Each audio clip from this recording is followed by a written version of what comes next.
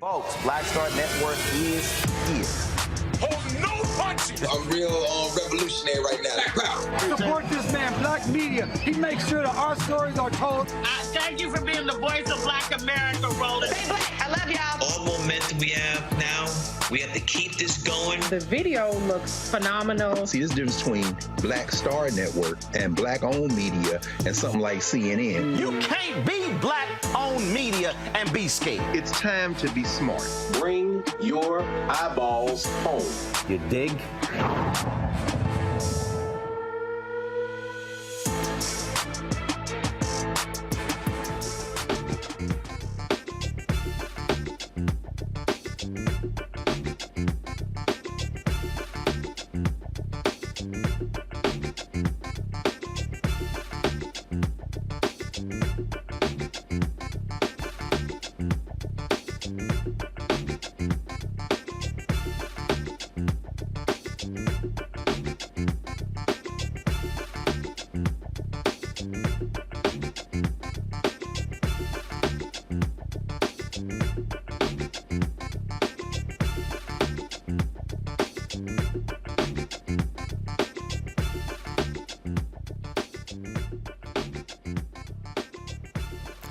Hello, it's July 11, 2023, and I'm Candace Kelly filling in for Roland tonight.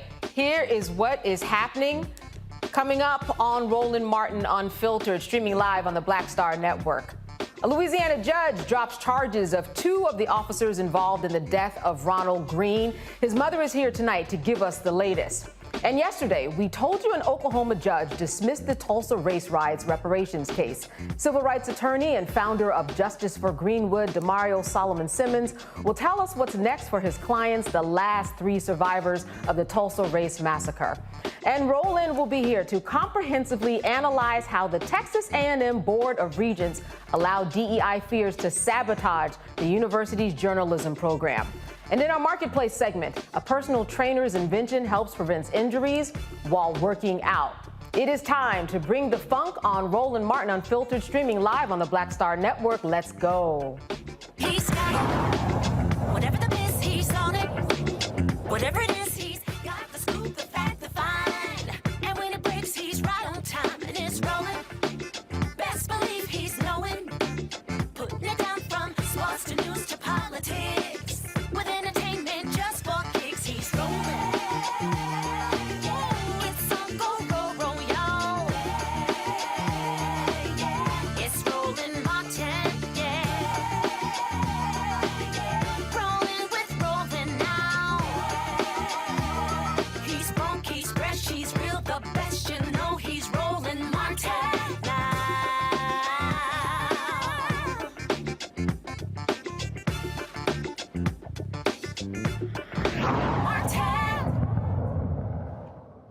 We begin tonight with a new development in the investigation of the May 2019 arrest and beating death of Ronald Greene, a Black motorist who died in police custody. The Louisiana 3rd Judicial District Court judge ruled that 2 of the 5 indicted ex-state troopers, John Peters and Dakota DeMoss, will no longer face obstruction of justice charges. A lot of this has to do with the body cams. The judge ruled that Peters' statements heard on the body cam audio were not a warning to destroy, alter, or remove the videos, noting that they did not meet the standard to charge him with obstruction of justice. Peters can be heard on the audio saying, "Bury the body cam video," and in the report, "Don't send the videos unless the blank," meaning the DA, asks for it. The judge ruled that the obstruction counts against DeMoss should be dropped because turning off his body camera audio did not constitute obstruction. Now, several other felony charges still stand, including the most severe charge of negligent homicide against Master Trooper Corey York. The officer's actions came to the light after the suppressed body camera footage revealed the officers beating, stunning, and dragging Greene during his arrest. Now, don't forget that Ronald Greene's family was initially told that he died on impact in a crash during a police chase. Prosecutors now have 3 days to go back and deal with these issues raised by the court. And what about the former Louisiana State Trooper Corey York? Well, he could have up to 8 of his malfeasance counts squashed unless prosecutors can identify each specific criminal transaction that happened in those videos. Well, Ronald Greene's mother, Mona Hardin, she joins me to talk about these latest developments. Thank you so much for being with us today. Thank you so much. I know that you have been through so much already. This certainly must be a shock because you have everything on the audio, on the video. I just want to know how you felt when you heard that this was the latest development. Disgusted, just totally disgusted. It was a display of the good old boys, the system to where they continuously act like they are above the law. This happens. There's so many complicit players since May of 2019. And as far as I'm concerned, Judge Rogers has joined the group. So the judge, in what he said specifically, he talked about how this was not obstruction of justice. I know that you have been there, of course, all along the way. What can you tell us, people who have not been in the courtroom, to hear him, to see all of the people involved in terms of what's going on? Rogers can easily say that because this is not his child. This is not his son. This is not a family member. The state of Louisiana clearly does not see the harassment and the killing of Black and brown citizens as a criminal act by state troopers, because this is totally condoned. The fact that they made such a mockery of the judicial system. The special committee that was put together by Clay Shaxnader, that consists of a lot of the Black caucus in Louisiana, and the chair of that is Tanner McGee. And everyone has been basically pussyfooting around and let Governor John Bel Edwards get off the hook to where he does not himself have to answer for what he knows and what he's hiding, and everyone's helping him hide. I know that the fight continues. What else legally is just kind of out there that we should know about in terms of other developments, who you're suing, and what might be your next step because of this latest development that came down from the court? Well, there's still more that's soon to be revealed. As of that, I can't be cleared. Because of that, I cannot speak on that. But this has not by a long shot stopped. We have options, and as they are finding all loopholes to get these killer cops off the hook, so are we to make sure they are held accountable. So before I bring our panel in, I wanted to ask you this. Unfortunately, there are going to be other families who go through this. And as I mentioned, and as many people know, this was video footage that came out long after the incident. You were told lies along the way. What advice do you have for people who might find themselves in this position to try to deal with police, deal with the court system in order to get videos that you know rightfully you have the right to see? You know, I can tell you, first and foremost, reach outside your comfort zone. If those within different entities within that state does not help you, get you a legal representative outside of the state. To get a legal representative within the state is I hate to put everyone in the same boat. For what we've experienced in Louisiana, that's not the right choice. And continue. Do not stop. Do not be intimidated. Do not trust anyone. Write your notes down, dates, names, and time zone. We have to be sure, because we had no idea. We just knew my son died in a car accident, and within hours, the cover-up began. And we've been our own investigators. We've been, if it wasn't for what we did, and the whistleblowers, our Carl Cavalier, and other whistleblowers, and those behind the scenes, and the reporters, my son would have been buried a long time ago. With the narrative they first put out. That is really scary. And I'm saddened to say that there's so many families who've gone years with no answers. And you mentioned something very interesting, and that is, you know, you do have to keep good records. You have to keep the dates because there are so many things along the way that you probably will just have to question as to whether or not it is the truth. So the more you keep records, and what you have done is you've showed the community that you have to be your own advocate in all of this. I just want, before we go to the panel, can you say a few things about your son that you may not have seen in the media? We hear about all of these latest developments in the court and what's going on with all of the entities involved. What do you want us to know about your son and how he was as your child? You know, Ronnie was, and it's really, really, truly hard for me to speak of Ronnie in the past tense. My psyche, emotionally, I refuse to believe he died in such a horrific way. And before, as we go into these interviews, I'm seeing that footage, and that's a reminder. But I must say that he was such a giving soul. There was no obstacle. For those that existed, he continuously did his best to be the best person, the core of him, the goodness that exuded from within. There is not a soul in this world who met Ronnie who would not say he was a good guy. And the fact that his last words were, "I'm your brother," he lived by that rule. He lived by that rule. It was just the other day, me and my daughter, my two daughters were in a area that was in Louisiana where Ronnie would go out and give to those in need. And we took it upon ourselves to do that, and my family does that periodically. Ronnie lived and breathed that. And he was a barber by trade, and we intend on following through and doing what he did, going to the communities. Right before school started, he would go and he would just seek out anyone that needed a haircut. You know, come on, I'll give you a haircut. You don't have to pay a dime. He was so good. He was so giving. And as we go through these neighborhoods and we do what he's done, and he lived by it, he literally came back many a time with no shoes on, no clothes on his back, sometimes in his boxer shorts. So, yes, we literally had changed the clothes at our house in case that happened. He literally would do that. And we were so glad to say that when we're in the midst of total strangers, we are so proud to speak of Ronnie's story and knowing that we're spreading. He has it. We will not fail him, and we will continuously speak for him and who he was as a person.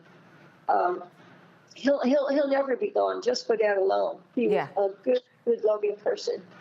Absolutely. Well, I want to thank you for sharing that with us because, you know, we want to remind people that there really is more behind than just the names that we are saying. There's a human being that was loved, and so we appreciate you really making him the human that he is and was. We're going to go to a break, but we're going to be joined by our panel after that break. So more of Roland Martin Unfiltered when we come back. For decades, the tobacco industry has deliberately targeted Black communities and kids with marketing for menthol cigarettes. It's had a devastating impact on Black health. Tobacco use claims 45,000 Black lives every year. It's the #1 cause of preventable death. In the 1950s, less than 10% of Black smokers used menthol cigarettes. Today, it's 85%. Menthol cools and numbs the throat, making it easier for kids to start smoking. Menthol also increases addiction, making it harder for smokers to quit. Menthol cigarettes are a big reason why Black Americans have a harder time quitting smoking and die at higher rates from smoking-related diseases like cancer, heart disease, and stroke. It's time to stop Big Tobacco from profiting off Black lives. An FDA ban on menthol cigarettes will improve Black health, save lives, and protect future generations from addiction. Learn more at tobaccofreekids.org/ban menthol. Black Star Network is here. Oh, no punch! I'm real revolutionary right now. Thank you for being the voice of Black America. All momentum we have now, we we have to keep this going. The video looks phenomenal. See, there's a difference between Black Star Network and Black-owned media and something like CNN. You can't be Black-owned media and be scared. It's time to be smart. Bring your eyeballs home. You dig? Me, Sherry Shepard, with Sammy Roman. I'm Dr. Robin B., pharmacist and fitness coach, and you're watching Roland Martin Unfiltered.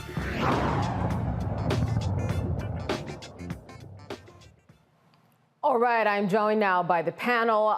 Dr. Mustafa Santiago Ali, the former senior advisor for environmental justice with the EPA. He's here in Washington, D.C. And Randy Bryant is a DEI disruptor, also out of D.C. And Lauren Victoria Burke is with the Black Press USA, and she joins us from Arlington, Virginia. And Lauren, I really wanted to start with you, especially because being with the press, we know how these stories get out there, and we get the wrong stories at first until we realize things are not the truth. And this is a family that was not told the truth. And I wanted to know, because evidence is always so important. As journalists, we write about evidence. What do you think about the outcome of this particular part of this case? Because we have evidence and things on record that point to otherwise in terms of the result that came out.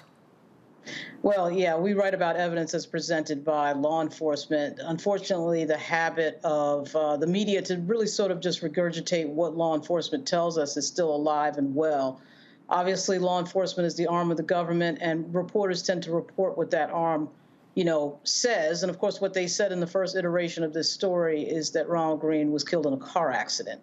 And it is interesting to think about the fact that in this moment, and we've seen it in other moments around the country as well, that, cops remain, police officers do remain a sort of unofficially declared protected class under the law. I mean, they sort of have this sort of shield from prosecution, even in cases where there is physical, there, in this case, taped evidence, audio evidence, which is fairly rare, becoming more prevalent because we have body cameras, but still fairly rare. And you have to wonder, if it's not obstruction of justice to turn one's body camera off, and it's not obstruction of justice to say, bury the body camera footage on audio, and it's not obstruction of justice to say that the man was killed in a car accident only to later find out he was killed by the police, then what exactly is obstruction of justice? What qualifies as obstruction? Obviously, nothing qualifies as obstruction in this case, but it shouldn't be a surprise. Louisiana has a terrible record when it comes to police brutality.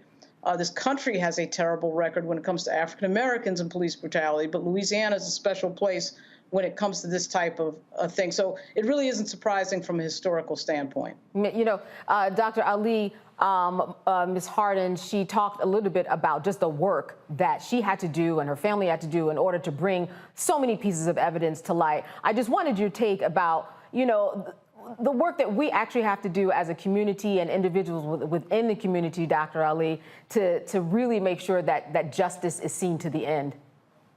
Well, the first thing that we always have to do is make sure that we're supporting the families who are losing members of our community, which is so incredibly important because it's very taxing mentally, spiritually, and physically to have to go through this. The other thing is that we have to continue to raise our voices and to put pressure on both these law enforcement agencies, the elected officials who often protect them as well. And we also have to make sure that we're utilizing our dollars to make sure that organizations and attorneys that are taking these cases have what they need to make sure that they are properly being adjudicated.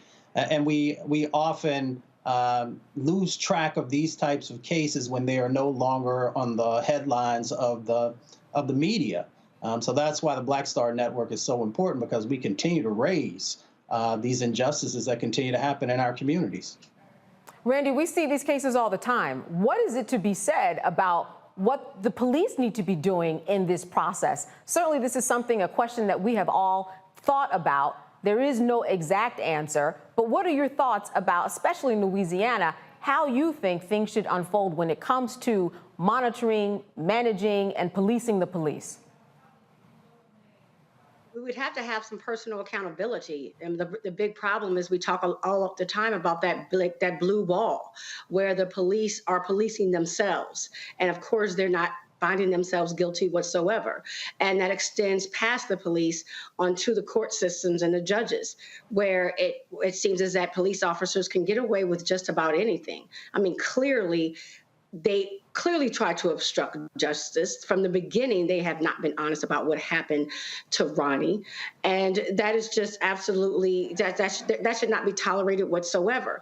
I don't know how we make it happen, though, right? We have the body cams. They're not supposed to turn them off. But if a judge is not going to hold them accountable for doing so, then it makes it very difficult for us to make change. Again, it goes back to the polls, and we have to realize that it's not just about who we vote every 4 years as president, but these judges make such a difference, and assuring that everybody is given a fair chance at justice. Absolutely. We still have Ronald's mom, and before we go to a break, Lauren, I wanted to know if you have a question for Ronald's mom as she goes through this process and as we wrap up. Sure. I wondered if the authorities communicate with you on a regular basis, or are you just finding stuff out in the media? No, I found out yesterday. I've been talking I made an attempt to call DA Belton. He told me that he had nothing to tell me. I repeatedly texted him, phoned him. This is DA Belton. He's the only one who's made any attempt, but as far as I'm concerned, it's all for show. He's all for show. He's a politician. If nothing else, I learned the politics of Louisiana. Other than DA Belton. And mind you, this was way after the fact, because there was a time, the first couple years, before the videos were released by AP News, and the whistleblower came forward, called Cavalier, there was no one. They volleyed me back and forth with no problem. And that was the DA's office. All right. I wanted to thank you, Mona Hardin, for being with us today and sharing with us not only your work, but again, humanizing your son and making us appreciate really who he was as you did. This is Roland Martin Unfiltered on the Black Star Network, and we'll be right back. My early days on the road, I've learned, well, first of all, as a musician, I studied not only piano, but I was also drummer and percussion. I was all city percussion as well. So I was one of the best in the city on percussion. There you go. Also studied trumpet, cello, violin, and bass, and any other instrument I could get my hand on. And with that study, I learned again what was for me. I learned what it meant to do what the instruments in the orchestra meant to each other in the relationships. Right. So that prepared me to be a leader. That prepared me to lead orchestras and to conduct orchestras. That prepared me to know, to be a leader of men, they have to respect you and know that you know the music. You have to be the teacher of the music. You have to know the music better than anybody. There you go. Right, so you can't walk in unprepared.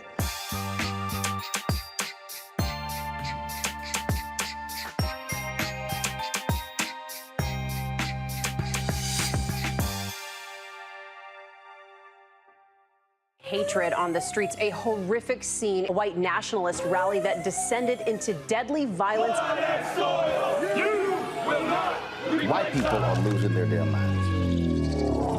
As an angry pro-Trump mob storms the U.S. Capitol, we've seen shooting. We're about to see the rise of what I call white minority resistance.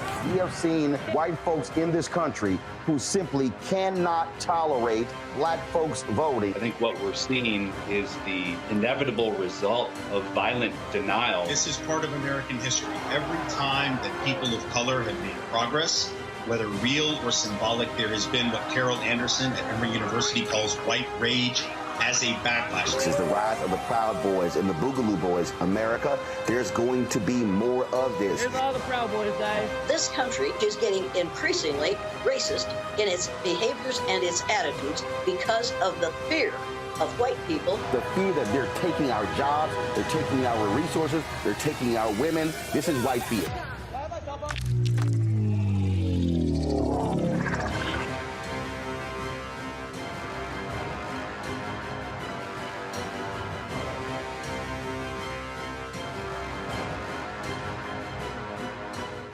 I am Tommy Davidson. I play Oscar on Proud Family, Louder and Prouder. Right now, I'm rolling with Roland Martin, unfiltered, uncut, unplugged, and undamn believable.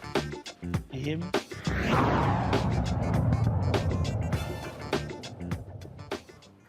All right, so yesterday we told you that a judge dismissed the Tulsa Race Riots Reparations case, and we told you that we would have the attorney for that case.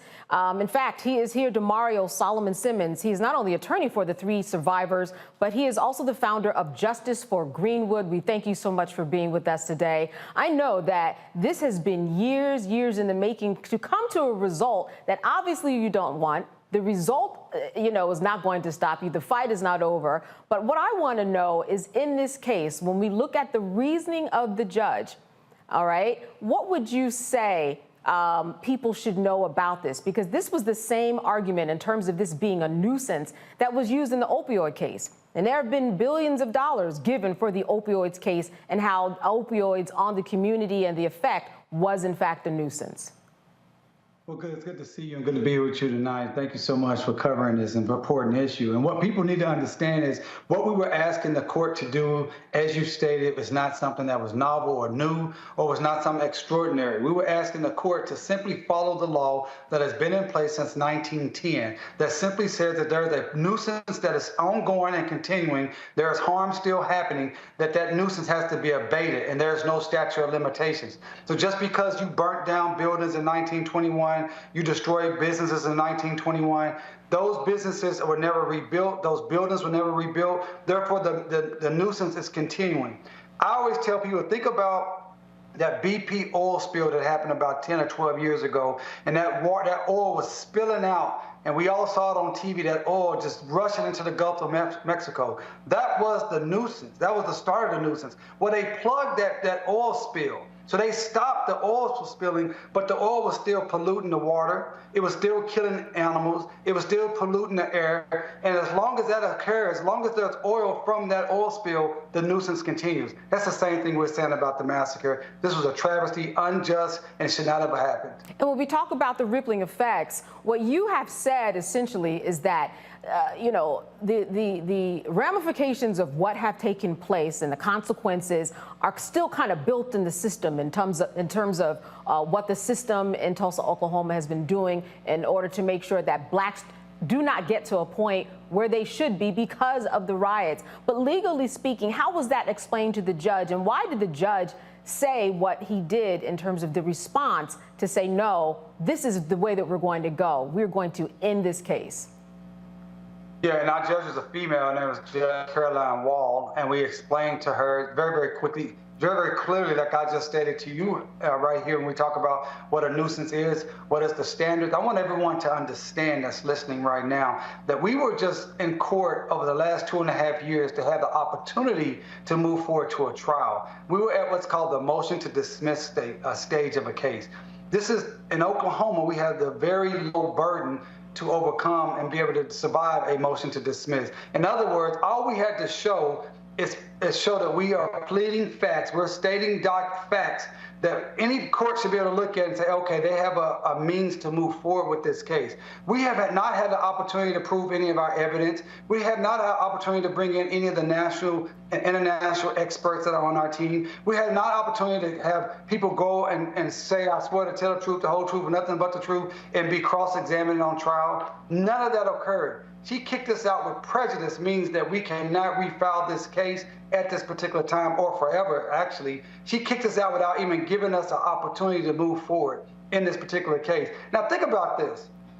No one disputes that the Tulsa Race Massacre was the worst race massacre in the history of this country. That's no right. one disputes that 40 square blocks were burnt down. No one disputes when they see the video that we had, the pictures that we had, the hundreds of insurance claims, the 10 to 12,000 African Americans who suffered through the massacre, the 3,000 African Americans who were never heard from again, disappeared into thin air. I don't know if they did, they ran away, what happened to them? No one saying that my clients, 109-year-old Viola Ford Fletcher, 108-year-old Leslie Benefield Randall, and 102-year-old Hughes Van Ellis, they're not saying that they didn't suffer the massacre, the pictures that you see they experienced in their real life. They're simply saying, we don't care. that this happened to you as a black person, because in Oklahoma, we don't believe that blacks have rights that a white man is bound to respect, going back to the Dred Scott case of 1857. As you said, this case was dismissed with prejudice, which means that it ends there. However, legislatively speaking and other options that you have, what's next for you? Well, luckily we are appealing, and we have 30 days to appeal, and we're going to get that appeal in, and we feel confident.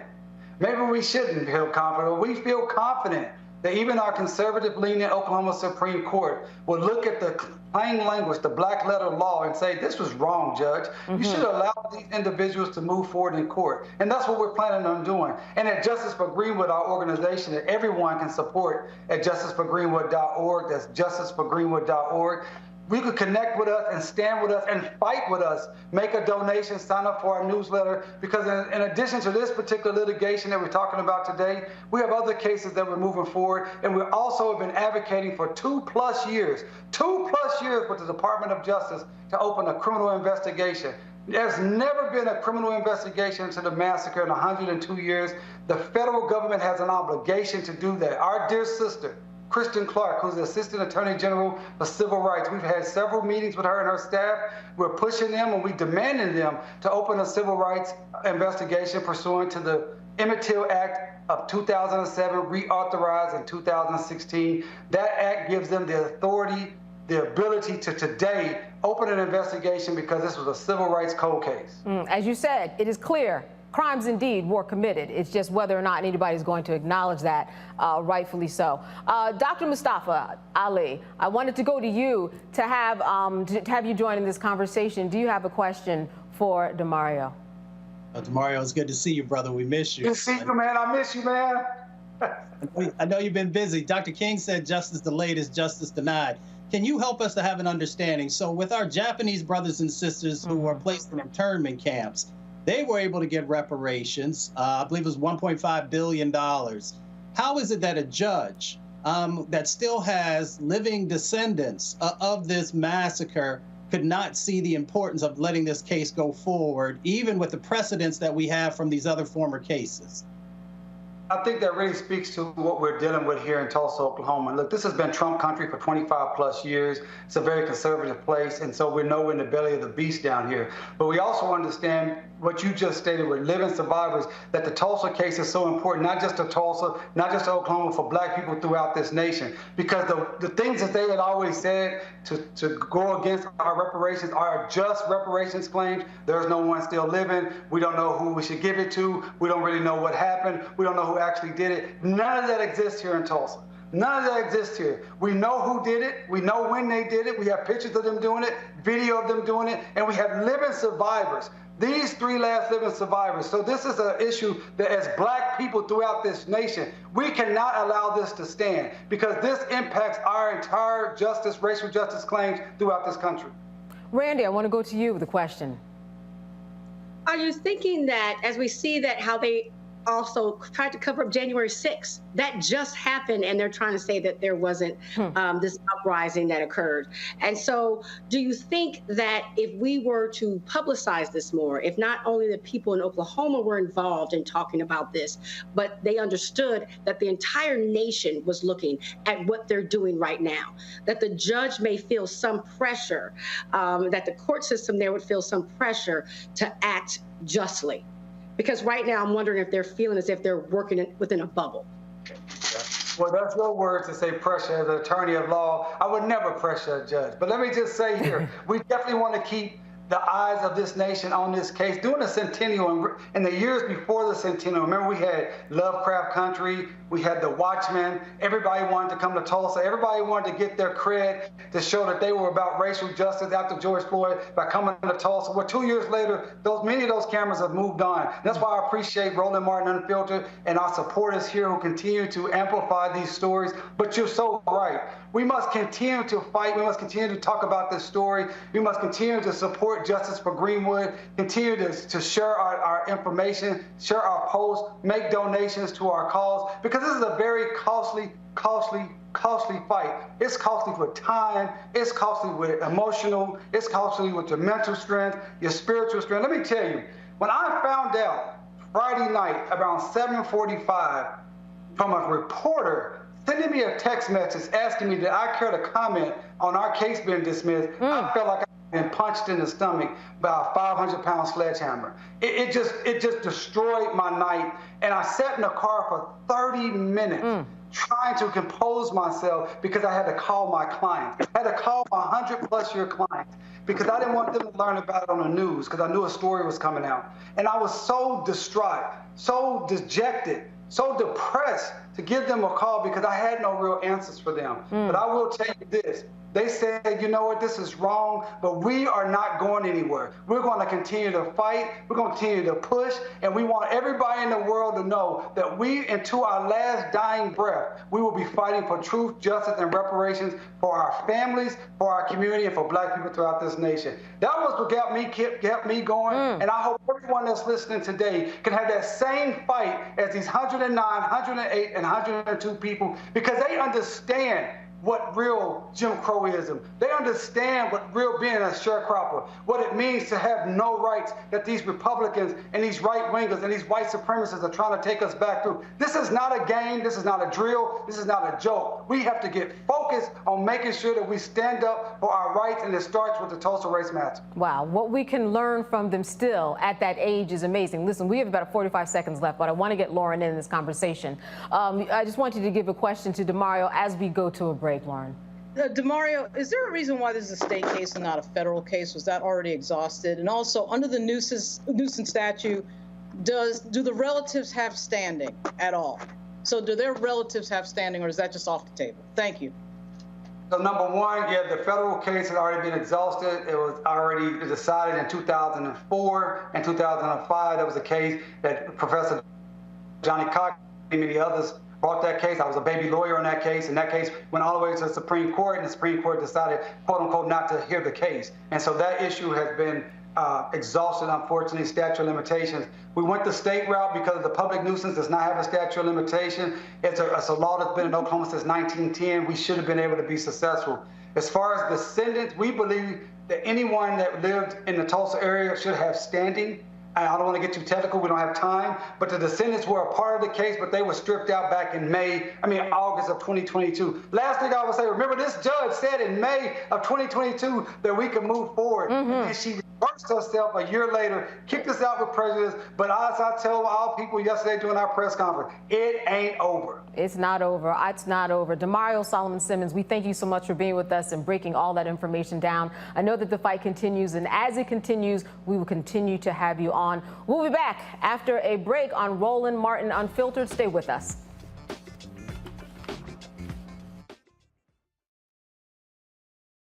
And what happens in Black culture.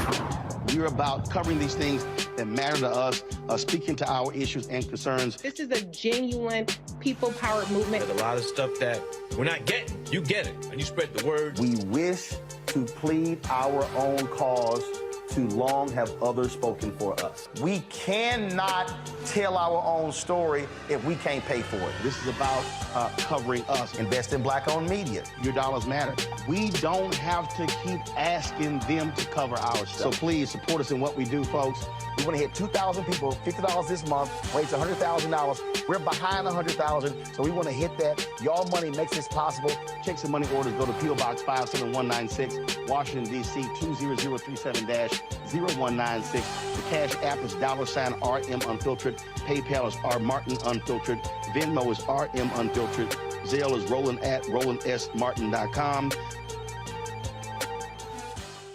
Up next on The Frequency with me, Dee Barnes. She's known as the Angela Davis of hip-hop. Monet Smith, better known as Medusa, the gangsta goddess, the undisputed queen of West Coast underground hip-hop. Pop locking is really what indoctrinated me in hip-hop. I don't even think I realized it was hip-hop at that time. Right. You know, it was a happening.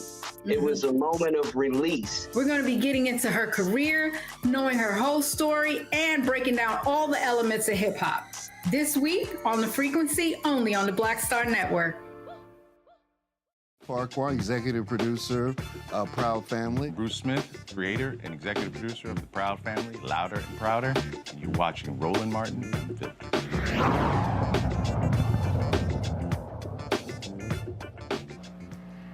Alabama Republican Senator Tommy Tuberville is disputing the definition of white nationalists as being inherently racist. During an interview with CNN's Caitlin Collins, he defended his stance on a podcast where he defended the white supremacists in the military. Now, this morning on Capitol Hill, he was asked to clarify and said, "I am totally against racism. If the Democrats say that a white nationalist, in which they said, well, that's the definition, I'm totally against white nationalists. I'm not going to get into definitions, but I'm totally against any form of racism and always have been." As Senator Tuberville refuses to clarify if white nationalists are racist, we have a disturbing reminder of the dark era in American history. A small church in Los Angeles, California, was targeted with a KKK-style cross-burning last week.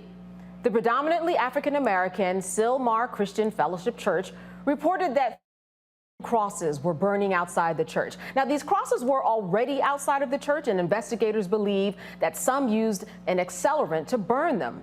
A Good Samaritan saw the fires and put them out with a garden hose. Now, even with all of these details, investigators don't believe that the arson was a hate crime, even though the cross burning is rooted in KKK's efforts to intimidate and terrorize Black Americans. Always has been like that. In fact, there's been a 30% increase in hate crimes against African Americans in Los Angeles. Los Angeles Mayor Karen Bass had this to say about what happened. Whether it's determined to be a hate crime or not, what happened in Sylmar early yesterday morning, the burning of crosses on the lawn of a church, invokes a painful history of despicable acts used to terrorize Black people in this country for centuries.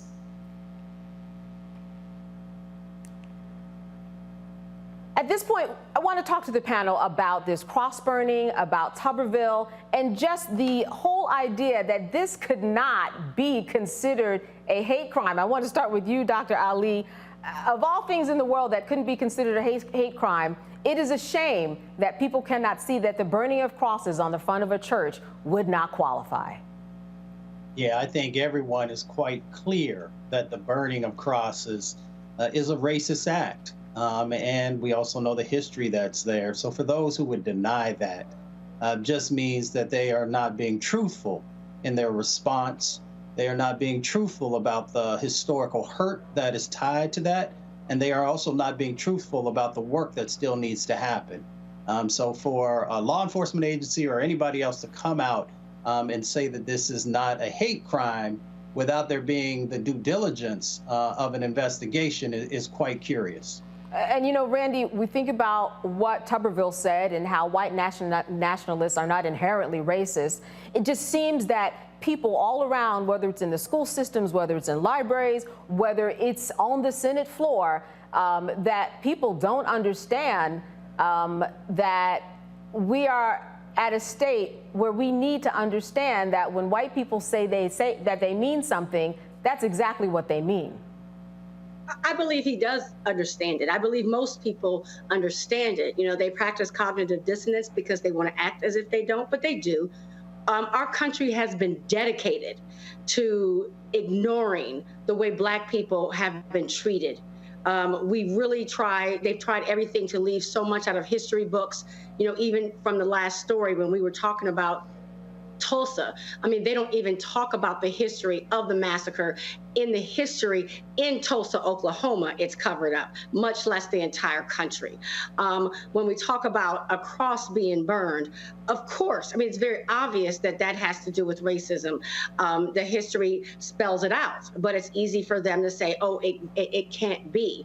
And just as with Tuberville knows what a white nationalist is. They get reports on it all the time. There's been a lot of conversation about the level of terrorism, but it is more convenient for him and his constituents to deny the rapid racism that we're seeing against Black Americans.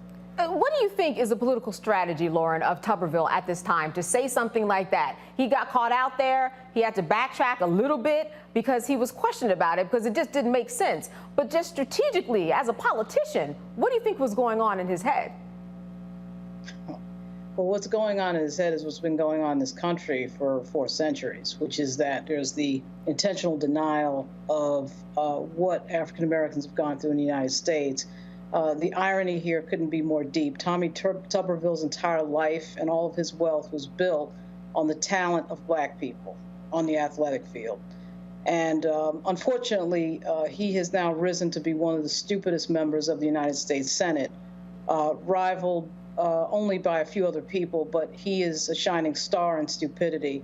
This is actually, this was actually within 24 hours the second racist thing to happen for the Republican Party in the United States Senate, the other being the statements of Rand Paul this morning. But the Republican Party is now branding itself to racism.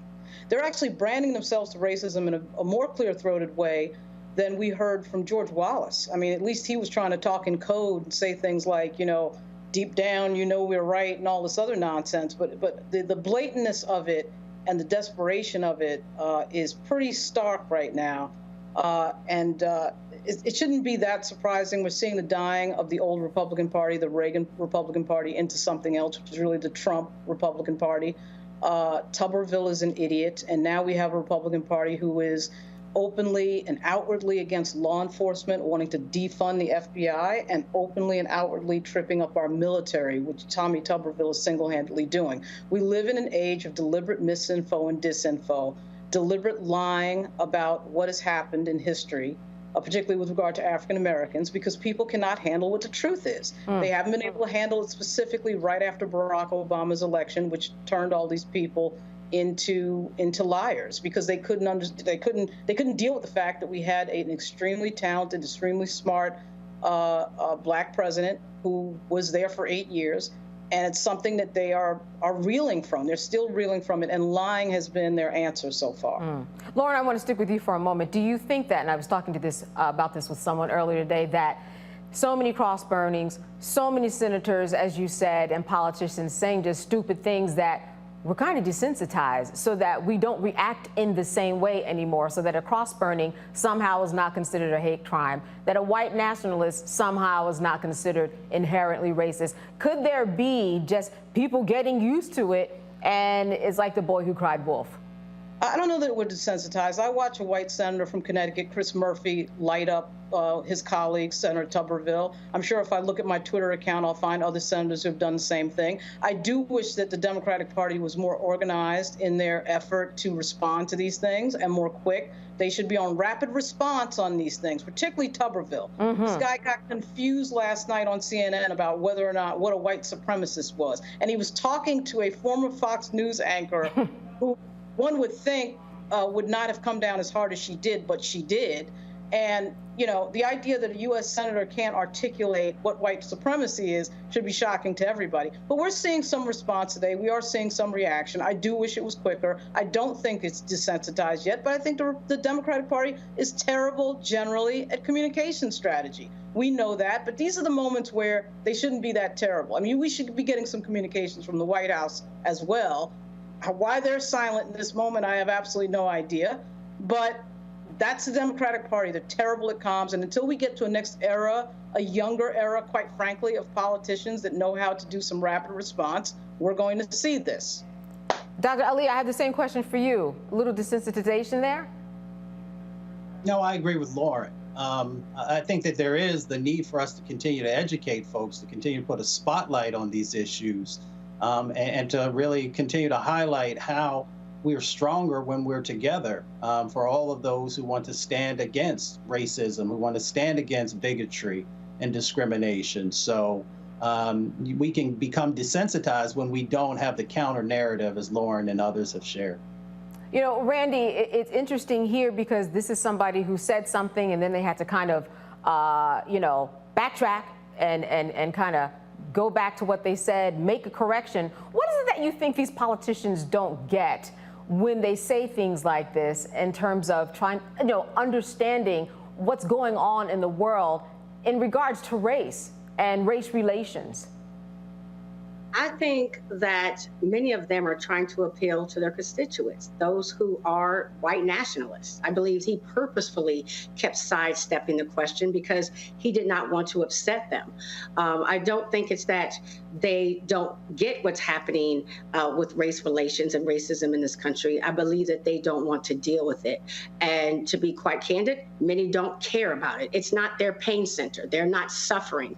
And they certainly aren't willing to change their position, where right now they're winning. It would be very difficult for us, for some of them to say, I want to admit that there is a problem and we deal with that problem, because that means that they would have to confront how they have benefited greatly from the system as it is right now. Yeah, when we look at what people are saying, whether it's on the congressional floor, whether it's to newspapers, when we think about 3 crosses that were burned, you know, it's just one of those things that you kind of have to step back and say, this is still happening in 2023 and not even being considered a hate crime. Lauren, when we think about 3 crosses that were burned, a Good Samaritan was able to put those crosses out. But what is your take about this whole idea that, you know, this was not even considered a hate crime at all? What is it that we need to do in America so that people can understand what needs to be done when something like this happens? It seems as though years ago it was taken slightly more seriously than what's going on today in 2023. Well, obviously, we have to call a thing a thing. Obviously, it's a hate crime. Just because some official someplace says that, you know, something is not something doesn't make it true. We've lived for 400 years in this country with this nonsense as African Americans. There's nothing new for us to see here. These are the same old games, the same old lying, the same old sort of denial of racism when it's right in your face. This has gone on for 350 years. I mean, so it's not as if this is a new phenomena. But it does have to be called out. It does have to be confronted. It does have to be dealt with. We can't stop what other people are doing, but sure as hell we can react to it strongly. You know, these types of things are starting to make me a fan of charter schools. Having your oppressor teach your children is becoming highly problematic in a world where lying is becoming very commonplace, and particularly drilled and focused on erasing Black history and erasing things like the Tulsa Massacre. We never were particularly good at teaching history in this country when it came to the negative side of history as applied to African Americans. Now we're getting to the point of absolute lying or changing the entire narrative. You see the effort, certainly on the other side, of trying to sort of change history entirely and fool people and gaslight people into thinking that things were false that were true, and et cetera and so on. And we have an entire news network that is now engaged in that.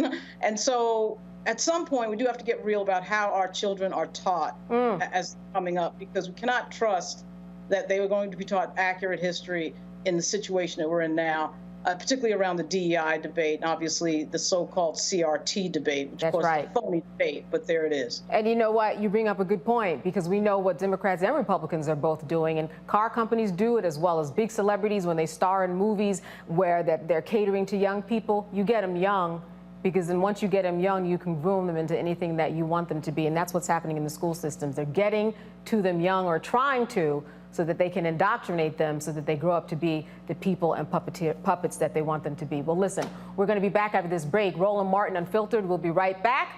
You're watching the Black Star Network. See you on the other side of this. For decades, the tobacco industry has deliberately targeted Black communities and kids with marketing for menthol cigarettes. It's had a devastating impact on Black health.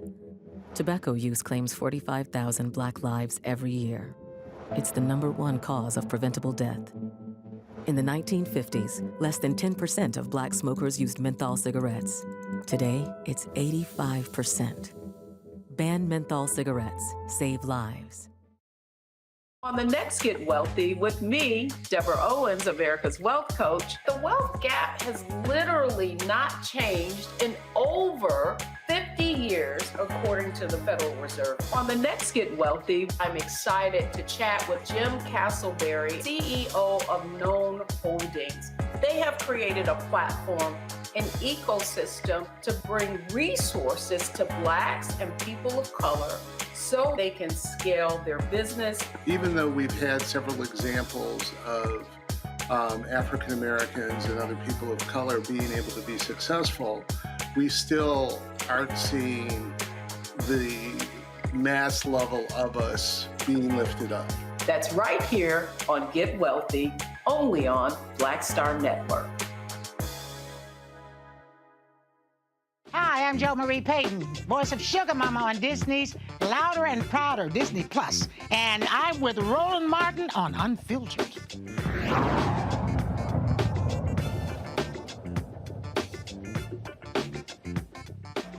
All right, welcome back to Roland Martin Unfiltered. A few weeks ago, Texas A&M University introduced a new director to revive its journalism school.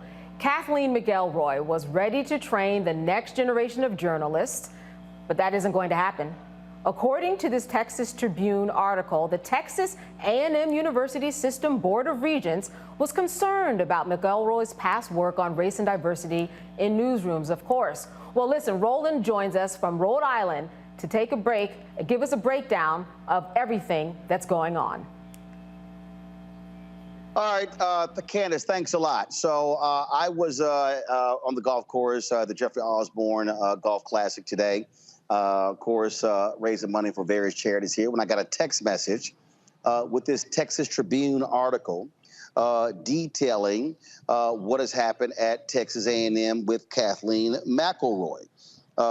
In this Texas Tribune article, you see the article right there. It says Texas A&M recruited a UT professor to revive its journalism program, then backtracked after DEI hysteria.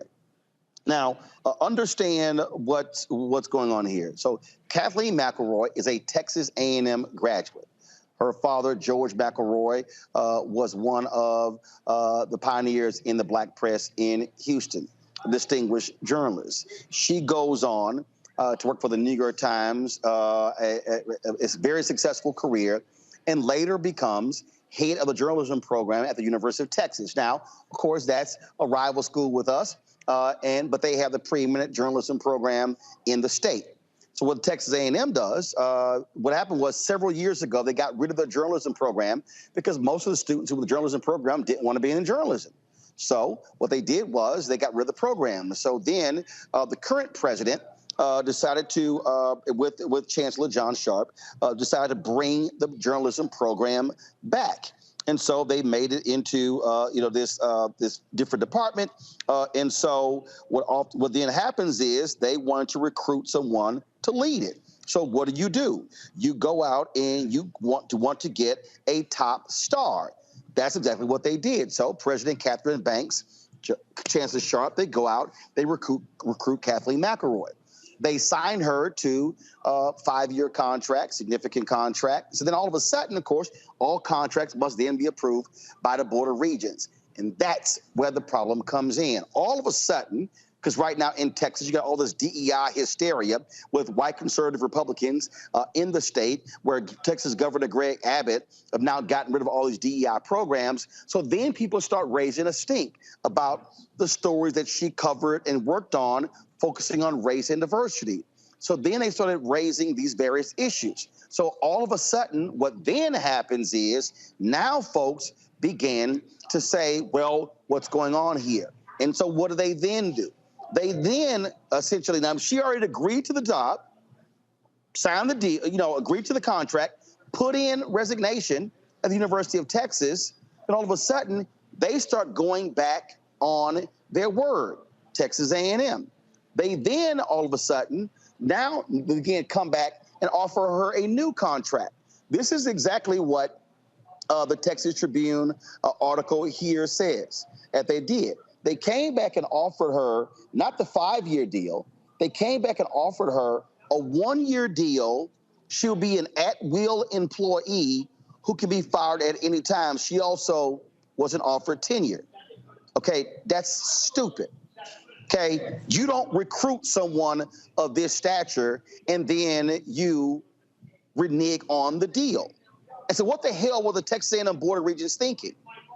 This is equivalent, folks. Okay, let me be real clear. Hiring Kathleen McElroy is the equivalent of A&M going out and hiring Jimbo Fisher, or Texas A&M going out and signing a 5-star athlete to come play ball. So you don't renege on your offers to your Jimbo Fisher. You don't renege on your offer when you try to get you a 5-star recruit. And so what does that say about the university's commitment to diversity? And so what? All of a sudden, they had a problem because she did stories on race and diversity at the New York Times. They have a problem because her master's thesis dealt with civil rights leaders. So really, that's what the issue is. This right here, folks, is a serious problem. And it goes to show you how feckless, how weak, how trifling, how childish, and how impotent this Board of Regents is. The Texas A&M University leadership should be absolutely ashamed by what they did here. And let me be perfectly clear. And yes, President Banks, Kathleen Banks, and yes, Chancellor John Sharp were the ones who initially made the offer. But they should have told the Board of Regents to go to hell to come back with this new offer. This right here is the Board of Regents. Bill Mayholmes, an African-American, is the new chairman of the Texas A&M Board of Regents. Shame on every single member of the Texas A&M Board of Regents, including Chairman Bill Mayholmes, a black man, for what they have done to Kathleen McElroy in this situation. It is beyond shameful what they have done. And what they have done is they have embarrassed themselves. They have embarrassed themselves, and they have also brought shame on every black student who has come through the university, including yours truly. What makes this ridiculous is that what is Texas A&M saying? That even someone of my stature, who's in the Texas A&M Journalism Ring of Honor, who's in the Society of Professional Journalists Hall of Fame, who's in the National Association of Black Journalists Hall of Fame, because I have covered issues of race and diversity in my career, that somehow I wouldn't be eligible to get hired there? You would want someone like me. And let me explain something to y'all. Here's the deal. When I got to Texas A&M, do you know who the greatest journalism graduate was in the history of Texas A&M before I got there? Country singer Lyle Lovett. Country singer Lyle Lovett. Now, I told Lyle this joke when he was named a distinguished alumnus. I said, Lyle, I made it my mission to become the best journalism graduate ever to come through this school, because I couldn't have a country and western singer as our greatest graduate. Lyle cracked up laughing at that, but it's true. And so I'm not dissing Lyle, but Lyle didn't go into journalism. Lyle is a country and western singer. He's one of the best. He's great at it, but he's not a journalist. And so what does it say about the history of Texas A&M University that prior to Kathleen McElroy, prior to me, your greatest journalism student was a country and western singer?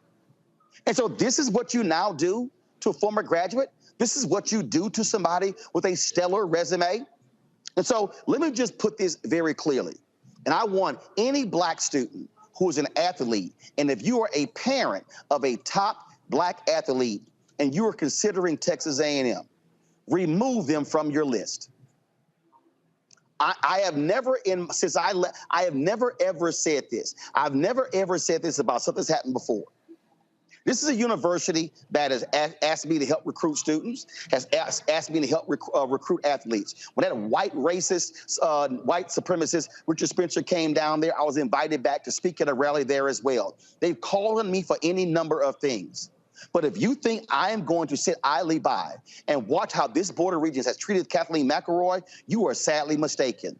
Let me be perfectly clear. No top black athlete and their parents should consider going to Texas A&M University and signing a letter of intent or a scholarship until this Board of Regents and the leadership apologizes to Kathleen McElroy, until they reinstate her offer, until they offer her tenure, until they reverse exactly what they have done. Let me be clear. It is abundantly clear.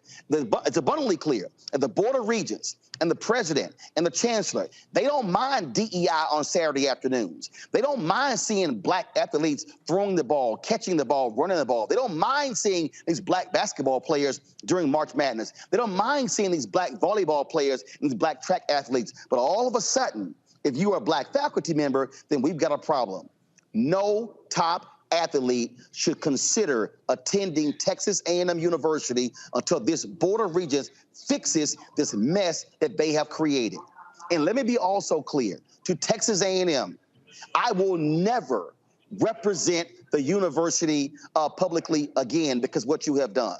In fact, to the folks in the studio, do this right now. Whoever's directing, Anthony or Henry, give me a wide shot of our studio set. If y'all look at our set right now, I actually have on my set in DC, I actually have my Texas A&M Ring of Honor Award that's right there on right below the Harry Belafonte photo. So here's what I want. I want somebody in the control room to right now and remove that from my set piece. It will never be on my set again until Texas A&M fixes this problem. I want, no. I want you to go back. Go back to the shot. I want somebody in the control room to go out and remove that from my set right now. That's how angry and embarrassed I am of what Texas A&M has done. They do not deserve to have that on my set, sitting between a photo of Ida B. Wells Barnett, a journalist, and Harry Belafonte, and also, of course, James Baldwin. That's how angry I am about this here. I have won the Texas A&M lapel pin. I have given to the Association of Former Students. I've been a part of the President's Club. They've called on me. But if this is how you're going to treat an African-American, an esteemed graduate, someone with impressive credentials, then shame on every single one of you. Enough is enough. This is where black athletes must say to these predominantly white institutions, you're going to stop disrespecting African Americans. You're going to stop wanting our labor. You're going to stop wanting our talent to make millions off of come Saturday in football season, but then this is how you want to treat a graduate. Enough is enough. This is precisely why I wrote my book, White Fear, How the Browning of America is Making White Folks Lose Their Minds. And the folks at Texas and A&M, that's exactly what you have done. You have lost your mind of what you have done to this sister. She is the head of the journalism department at one of the top journalism programs in America, the #1 program in the state. And she decided to leave that program to come back to her alma mater. And let me be real clear, Texas A&M journalism program did not make me. It was a program that was actually weaker than my high school. And I said so when I arrived there, because we didn't have a radio station. We didn't have a television station. All we had was the battalion and the school newspaper. And so here she was trying to come back and improve it to make it better. When I was notified that she took the job, I didn't say much at all because I wanted to see how foolish they were and how serious they were. Well, we see what kind of fools they made themselves out of. This is the kind of reason, this kind of the crap that's causing black faculty members across the country to not go to a lot of the places. The African American Studies program at the University of Florida, they can't fill their positions because African Americans don't want those jobs because of what Ron DeSantis has done in that state. It's what Gregory Abbott has done there as well. And so one of the reasons A&M wants to revive their journalism program, because they say, hey, we can get more Aggie journalists, we'll have better stories about Texas A&M in the national media. Well, congratulations. You've made yourselves look like fools to the country and the world of what you've done to this sister who spent years at the New York Times at the top of her game. And you somehow thought this was a good idea.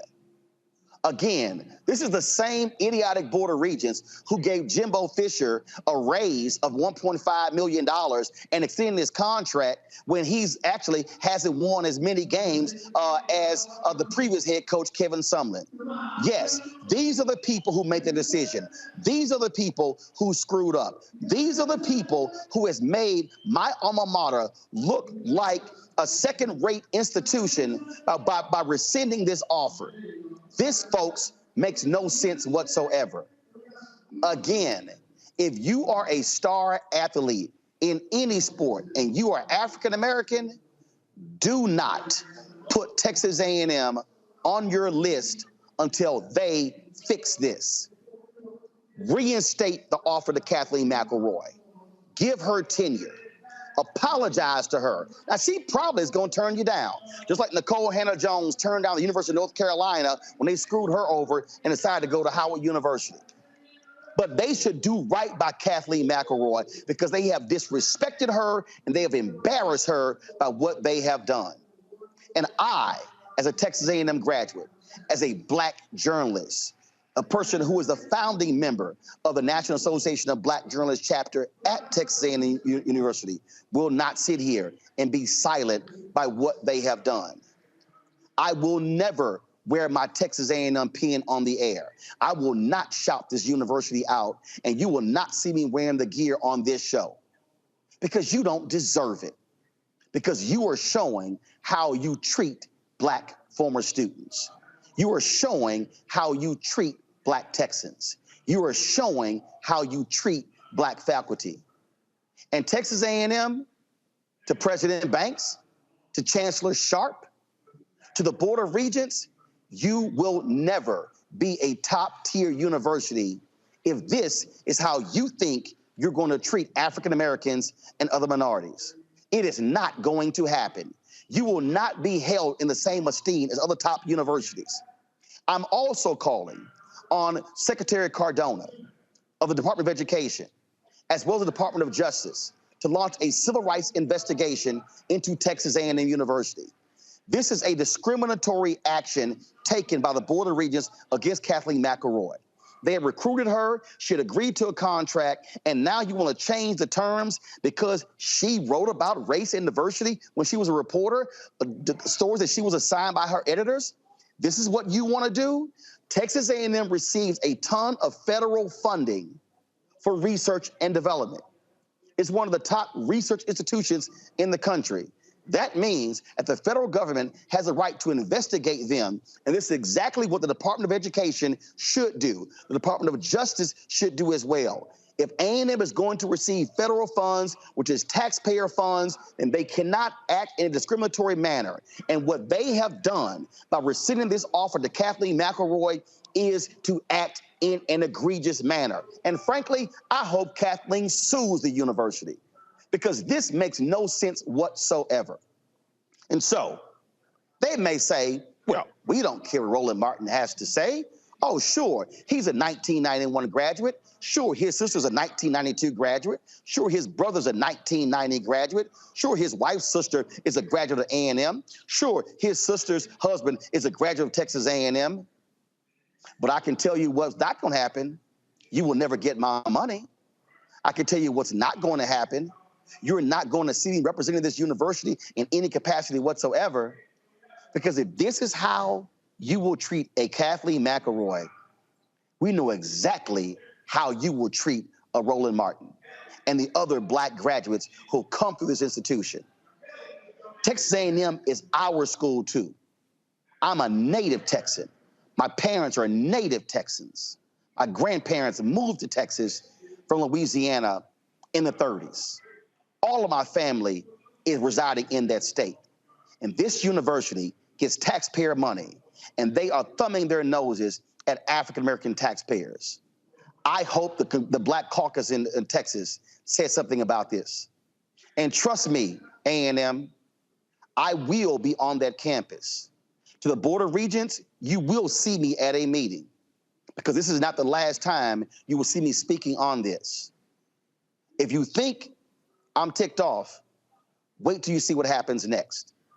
And I will put on every social media platform that every Black athlete boycott Texas A&M University until they fix this. Candace, back to you. All right, thank you, Roland. Roland has spoken. And as we know, there probably will be a lawsuit coming, and we're going to have our eyes on that. Thank you, Roland. You're watching Roland Martin Unfiltered on the Black Star Network. We'll be right back. On a next, A Balanced Life with me, Dr. Jackie, we're going to be talking about common sense. We think that people have it, know how to use it, but it is something that people often have to learn. The truth is, most of us are not born with it, and we need to teach common sense, embrace it, and give it to those who need it most, our kids. So I always tell teachers to listen out to what conversations the students are having about what they're getting from social media, and then let's get ahead of it and have the appropriate conversations with them. On a next, A Balanced Life with me, Dr. Jackie, here at Black Star Network.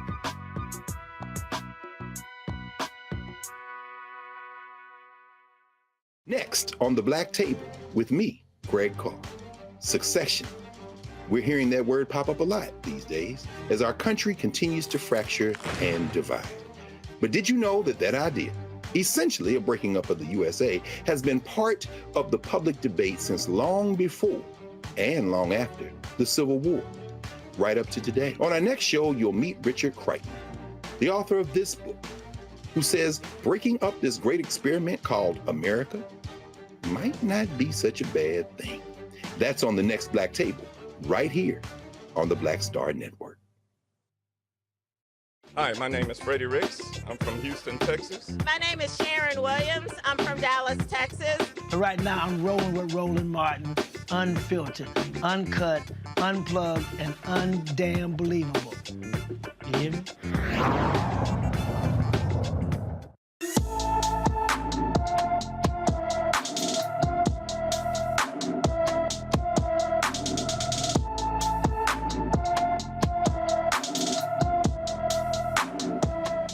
Alaysia Mays has been missing from her Birmingham, Alabama home since May 14, 2023.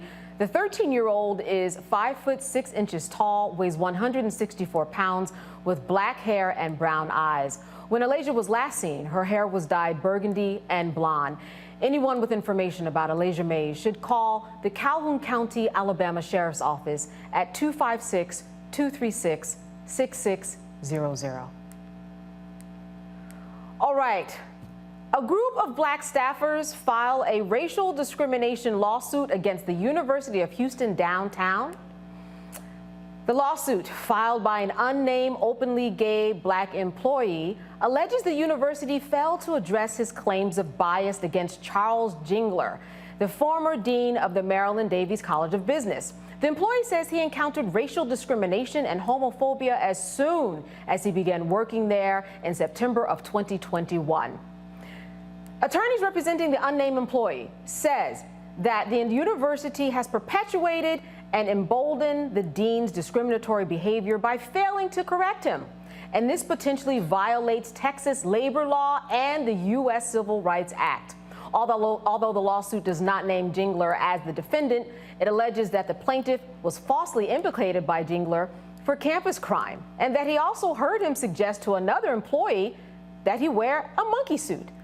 Officials from the University of Houston downtown say that's not true, and that they are committed to fostering an inclusive, respectful environment free from harassment and intimidation. Moving on, a Detroit area police officer is charged with a federal civil rights crime after punching a black man and slamming his head to the ground. Now, listen to this. Matthew Rodriguez was fired on June 23rd. He was caught on video exchanging words with Jaquan Smith before punching him and knocking him to the floor on June 13th. Rodriguez was processing Smith, who was arrested for multiple felonies. Now, it's unclear what was said, but Smith said something to Rodriguez before getting punched repeatedly. It was other officers, meanwhile, who jumped in and reported the incident to managers. Rodriguez is facing 2 misdemeanors in a state court. In other news, in Tennessee, the city of Memphis wants a judge to dismiss the lawsuit filed by the Tyree Nichols family, the black man beaten to death by 5 cops. The city claims his death resulted from 5 rogue police officers, while the city says it was that in no way condones or approves any of what happened, any of the officers' actions and court filings. The city also said it had no hand in the man's death.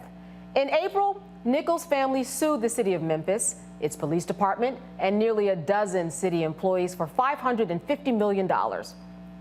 Nichols was pulled over on January 7th by the Memphis Police Department and died 3 days later from the injuries inflicted by the 5 cops.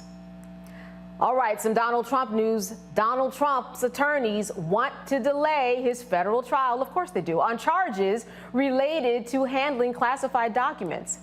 Trump's attorneys say that the extraordinary nature of the case means there should be no reason to expedite the trial, suggesting it would not be possible to try the case before the 2024 election. Trump pleaded not guilty last month to 37 federal criminal counts related to handling hundreds of classified documents after prosecutors said he repeatedly refused to return them. The materials contain classified information ranging from U.S. nuclear secrets to the nation's defense capabilities. Special counsel Jack Smith, who was prosecuting the case, has not responded to the delayed requests. Meanwhile, some Bank of America news. They're always in the news, people. Bank of America is paying millions to customers for double charging accounts with insufficient funds. The Consumer Financial Protection Bureau ordered the second largest U.S. bank to pay more than $100 million to the hundreds of thousands of customers they harmed over several years and across multiple products. The bank imposed a $35 fee when a client purchase was denied due to insufficient funds. However, the bank went further, charging the fee multiple times. The bank also illegally used customer information to apply for credit cards and bank accounts without the customer's consent. Now, in addition to paying millions to customers, the bank must pay $150 million in penalties. You may remember that last year, Bank of America paid $235 million in fines for illegally garnishing and failing to give out state unemployment benefits during the pandemic. All right, some free tuition news. Some North Carolina students who want to attend the University of North Carolina at Chapel Hill can do so for free. To expand their diversity efforts following last week's Supreme Court decision striking down affirmative action in college admissions, the school will offer free tuition to some in-state students. This offering will begin with the incoming class in 2024 for undergraduates from North Carolina whose families make less than $80,000 a year. Tuition and fees for full-time in-state students for the 2023 academic year is about $9,000. All right. So much to discuss. I want to start with Trump, though. I want to start with Trump and his people saying that we need more time. We need more time because there's so much information and it's so complicated that we need to do this after the election. Dr. Ali, I think we smell what's going on here. What say you about this tactic? We can't be surprised. No, we all know the game that's being played. They're trying to run out the clock so that he might have the possibility of being elected and therefore can pardon himself and others who are part of his inner circle, I guess, of folks. So, you know, it's so nonsensical that people can't understand this game that's being played. And if, you know, we do have a situation where he has appointed a number of judges that continue to lean in his direction and to move outside of the bounds of the law. So we'll see how it all plays out. Yeah, and you know, that's what I was going to say, Randy, that when we look at this, we know that so much power is in the hands of the judges, so this could go any way. But, you know, when we talk about expediting a case and making sure that we don't have a president that might win an election and serves it in jail, what is your take on perhaps what these judges might do? I know it's a toss-up to anything, but it just seems to be burdensome to the system to put this off any further. It's absolutely a burden to the system, but we knew that this was what he was going to do. No one's surprised whatsoever. And it is scary. It's scary because he absolutely stacked the courts. So he could, you know, get some judge to rule in his favor. And that's just absolutely unfortunate. It is. It is. Lauren, I want to bring you in. You know, when we talk about Trump, he's always doing, you know, certain chess moves inside of the system because he knows that, as Randy said, he has stacked these courts to his favor. So he knows that there are people on his side. 37 counts and indictment. We know that everybody is when you are a defendant, you have a right to a speedy trial.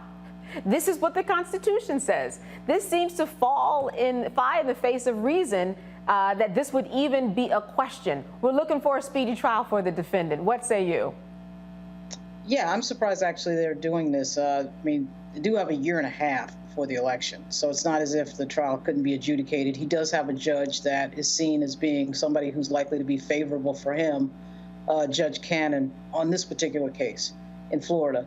So I'm surprised that they're trying to delay it because, you know, theoretically they could actually adjudicate it, and they do have a judge that's favorable to them. So that's an interesting strategy. But he does have the other case in New York, so maybe they're thinking about that, the timing on that. But I am surprised that they're actually asking for a delay for the case. Lauren, I want to stay with you as we move to some other news, and let's talk about affirmative action and the University of North Carolina at Chapel Hill. You know, a lot of schools are doing what they can do in order to deal with the affirmative action decision, and one of them is to offer free state tuition to some people who may qualify. But at the end of the day, when we look at that type of a strategy, which is not a bad strategy, I mean, someone's going to get free tuition, but can it really be an answer to deal with the decision of the Supreme Court and affirmative action, Lauren?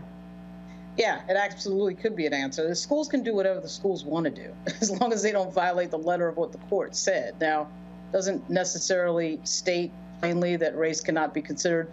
You heard the president of the National NAACP, Derek Johnson, suggest that what students should do is bring up their experience and their lived experience in the college essay portion of the application, which of course would very much indicate if you want to do it that way and show the school that you being Black does matter, which in this country of course does. Yes.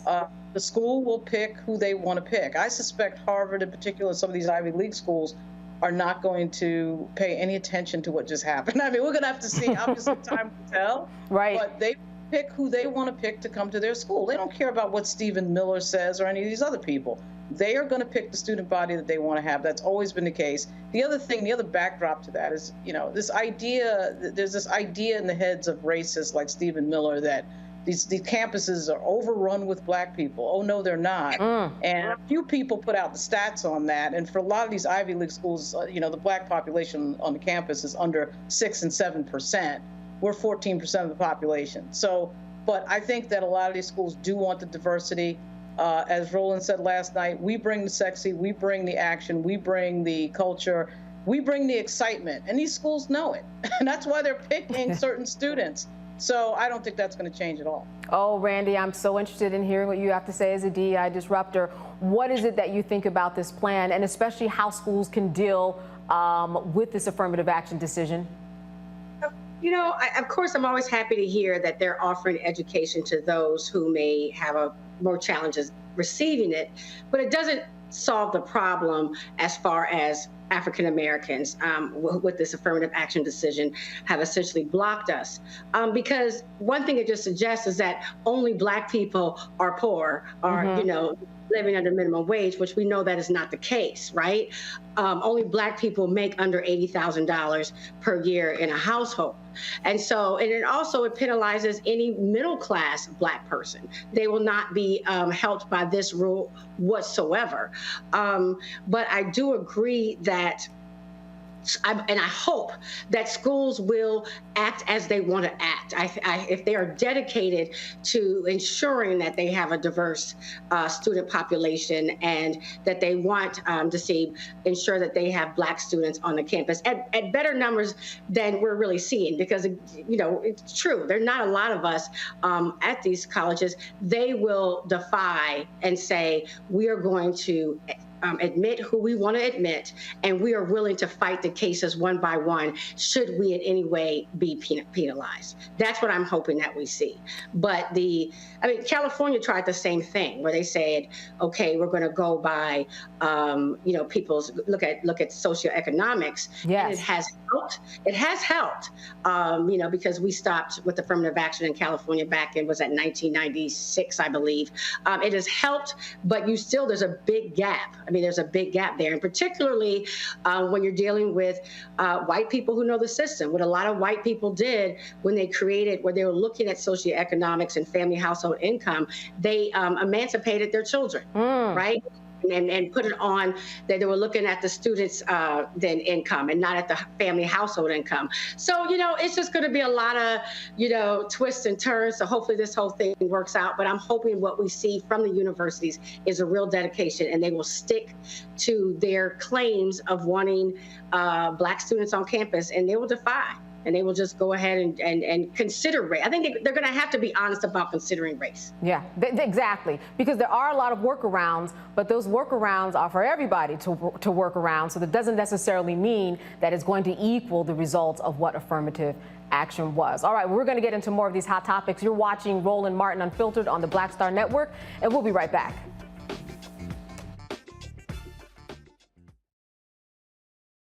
Black Star Network is here. Oh, no punch! I'm real revolutionary right now. Thank you for being the voice of Black America. All momentum we have now, we have to keep this going. The video looks phenomenal. See, there's a difference between Black Star Network and Black-owned media and something like CNN. You can't be Black-owned media and be scared. It's time to be smart. Bring your eyeballs home. You dig? My early days on the road, I've learned, well, first of all, as a musician, I studied not only piano, but I was also drummer and percussion. I was all city percussion as well. So I was one of the best in the city on percussion. There you go. Also studied trumpet, cello, violin, and bass, and any other instrument I could get my hand on. And with that study, I learned again what was for me. I learned what it meant to do what the instruments in the orchestra meant to each other in the relationships. Right. So that prepared me to be a leader. That prepared me to lead orchestras and to conduct orchestras. That prepared me to know, to be a leader of men, they have to respect you and know that you know the music. You have to be the teacher of the music. You have to know the music better than anybody. There you go. Right, so you can't walk in unprepared.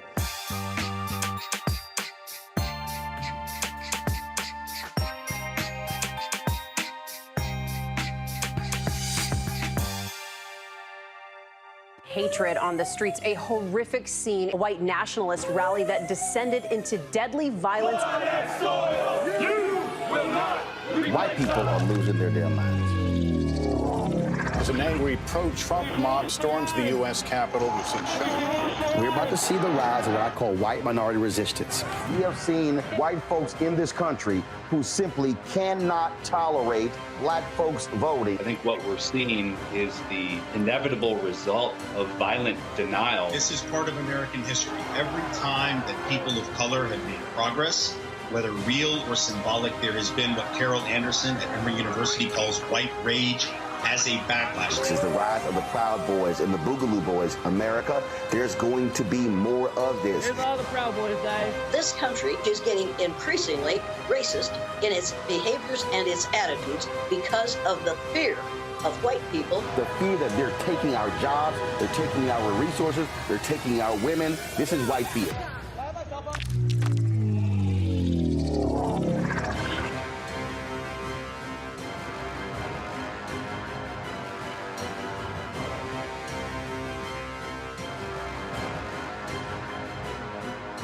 My name is Lena Charles, and I'm from Opelousas, Louisiana. Yes, that is Zydeco capital of the world. My name is Margaret Chappelle. I'm from Dallas, Texas, representing the Urban Trivia Game. It's me, Sherry Shepherd, and you know what you watch. Roland Martin on Unfiltered.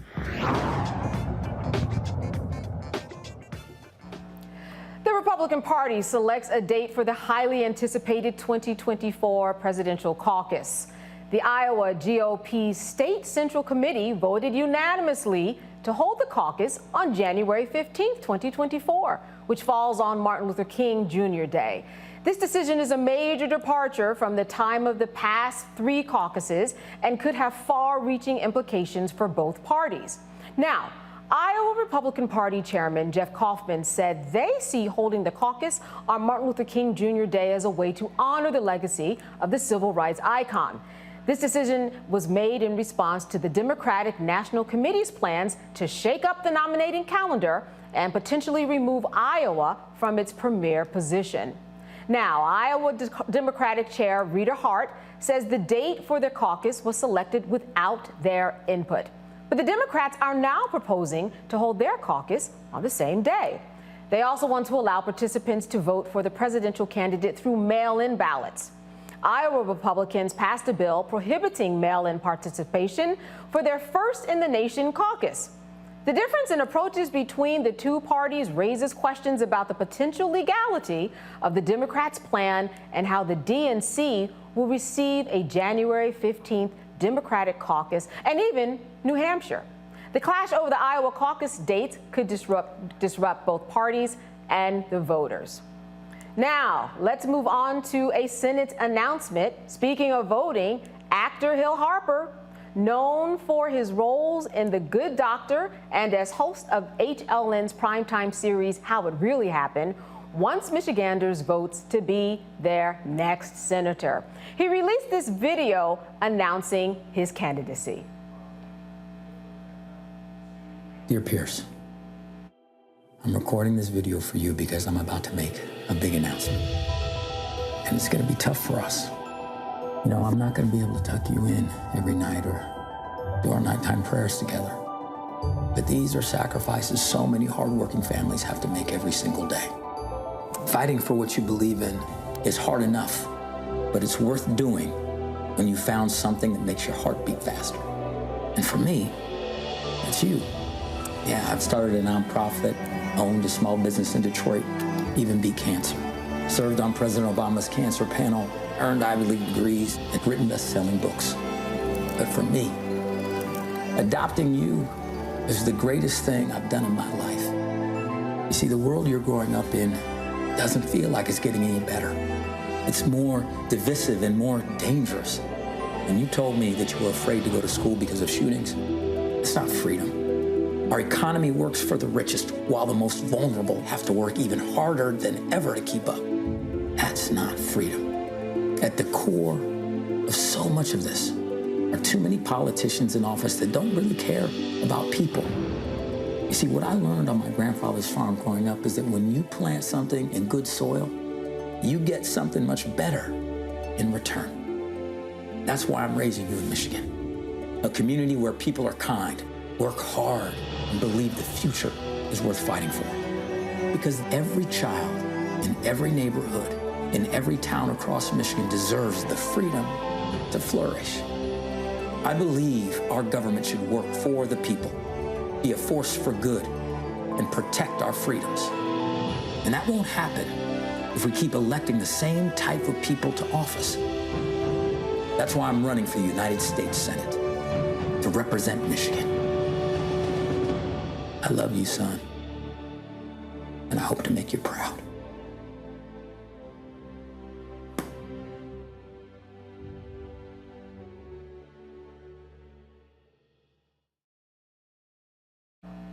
All right, Harper is running as a Democrat and is seeking to fill the seat that will be vacated by retiring Democratic Senator Debbie Stabenow. Now, Harper joins a primary field that already includes Michigan Representative Elisa Slotkin, who announced she'd be running in February. She is seen as a top contender. Michigan is a crucial state for the Democrats. Let's remember that. Having flipped from Trump in 2016 to Biden in 2020, the outcome of this Senate race could be a determining factor in the hold on the Senate. I want to start with Harper, and then let's back up and we'll talk about some other issues. What do you think about good old Harper Hill? I mean, when I see him, I do see someone that has planted some good seeds, Randy, in terms of things he's already been doing in the community. But that's a big old ring to throw your hat in. What do you make of his run? I'm excited about it. First of all, whoever outlined that commercial, it was brilliant. It made you see him as a real whole person. He showed his soft side while still giving us some of his history. I met Hill Harper some time ago. We both had books coming out around the same time, and we were at a book fair. And he just seems like a solid person. So I'm excited about what this is going to be, and it is a critical race. And so, yeah, I wish him the best of luck and happy to see this. Yeah, and you know, Dr. Ali is someone who was seen as a young black man putting his hat in the ring here. What do you think he should really be speaking to that can get Michigan behind him? What are some of the topics? What are some of the things that would really put him in the running here? Well, it goes back to education, it goes back to jobs, it goes to healthcare. I grew up in Michigan, along with in Appalachia, so I know the issues that people care about there. And they also care about the content of someone's character. And Hill, full disclosure, is one of my fraternity brothers. And all right. He's an amazing person. I've got a couple of friends who are actually running for this position, so I want to be fair to everyone. But, Hill comes from good stock, and he's someone who really cares about other people, which we often don't see enough of in politicians. So I'm excited to actually see this race and see who ends up being the victor in this, because Michigan is critical, and Michigan deserves to have a senator who truly cares about our most vulnerable communities and cares about our country. Absolutely. Lauren, before we go to the break, I want to ask you, say you're writing an article on Hill Harper. What do you want to make sure is in that headline about this man? You know what? He's been involved in politics and issues before. I actually met him on Capitol Hill like 10 years ago. I can't remember what the issue was, but he's like at a congressional hearing, so he doesn't just sort of come out of nowhere. But we're in an era right now of people running for office who have no government experience, and nobody is having any particular problem with that. It's become a character thing, particularly when you're fighting for your democracy. So I do think he's going to do fairly well, but going up against a member of Congress, a sitting member, is a tough deal, but she hasn't been there for very long, so it should be a very interesting race. All right, all right. Thank you for that. Well, we're going to have more headline topics when we come back. You're watching Roland Martin Unfiltered on the Black Star Network. We'll be right back after a break. When you talk about blackness and what happens in black culture, we're about covering these things that matter to us, speaking to our issues and concerns. This is a genuine people-powered movement. There's a lot of stuff that we're not getting. You get it, and you spread the word. We wish to plead our own cause. Too long have others spoken for us. We cannot tell our own story if we can't pay for it. This is about covering us. Invest in black-owned media. Your dollars matter. We don't have to keep asking them to cover our stuff. So please support us in what we do, folks.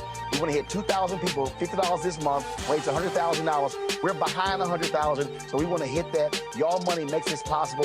Checks and money orders go to P.O. Box 57196, Washington, D.C. 20037-0196. The Cash App is $RM Unfiltered. PayPal is R Martin Unfiltered. Venmo is RM Unfiltered. Zelle is Roland at RolandSMartin.com.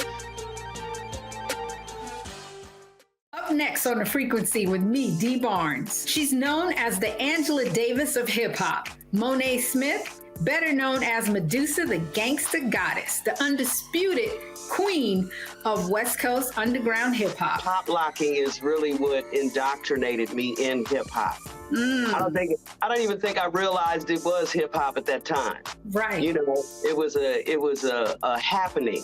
It was a moment of release. We're going to be getting into her career, knowing her whole story, and breaking down all the elements of hip-hop.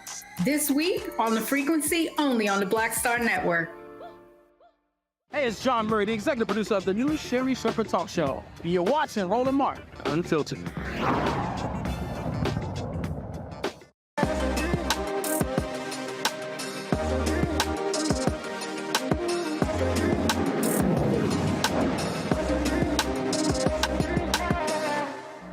All right, it's summertime, and we're either trying to maintain our summer bodies or tighten them up. One of those two normally will fall into where we are dealing with.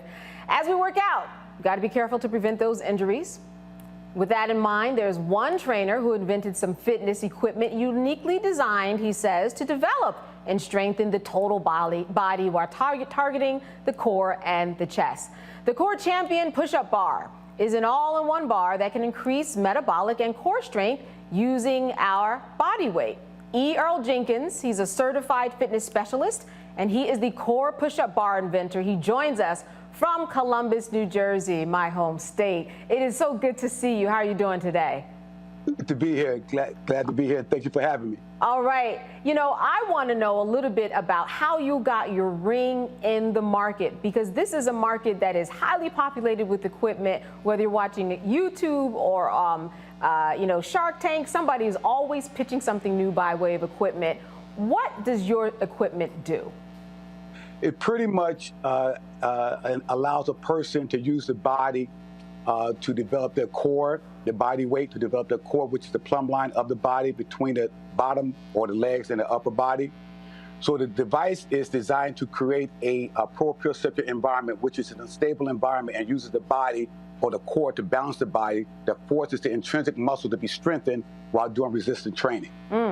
I know that you have a demonstration. Before we get there, though, I just want to know the business side of this, because there are a lot of people who are watching and they too have ideas. And I know that when you go to get something trademarked, when you go to get a patent on something, it's a process. So in terms of this patent and the business aspect of it, how was that for you in that journey? Very difficult. 10 years in the making. After the pandemic, we went full force into it. But it took us about 10 years through all the processing and engineering and testing, going back after it didn't work. The fiberglass didn't hold within the nylon process. And so it took some time, but over about 5 years into it, we started seeing some light. All right. And so a lot of other people are watching this. If you have an idea, hopefully you will see some light too and be inspired. We are ready for this demonstration. Tell us what you're about to do and what we're going to see.